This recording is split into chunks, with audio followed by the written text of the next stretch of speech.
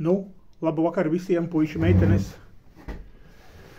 Ļoti īsais ātrais video, tikko ziņās tur kaut kur telefonā iebakstīju repše, ja, tātad mūsu repše.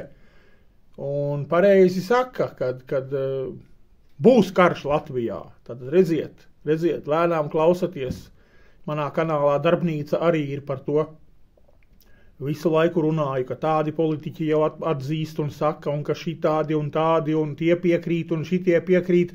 Un šodien redziet repše. Repše ir atpazinis, kad būs karš un būs karš Latvijā. Tā kā jaunas ziņas, un es par to jau runāju sen, un vienkārši kāds man ir gandarījums par to, ko es stāstu jau kādu pusgadu, kad Krievi okupēs Ukrainu, iznīcinās, nebūs tāda valsts Ukraina vairs, visu kirdiks, sļivai vodu, visu Ukrainai, Zeļenskim un tā, tad drīz vakar arī ziņās bija rakstīts, kad to Pridņestrovje, ja, kad Puķins jau tur tulītās gatavojās aneksēt to Piedņestru vai kā tur strīdīgās zemes starp Moldāviju un Krieviju vai kas tur nezinu.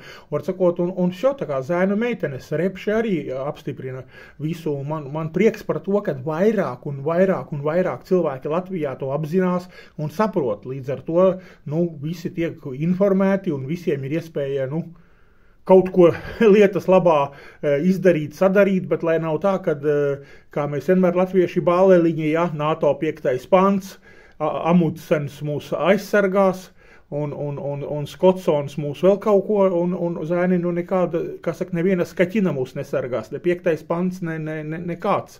Tā kā Latvijā būs karš un Latviju okupēs, un arī to šodien Riko Repše rāda.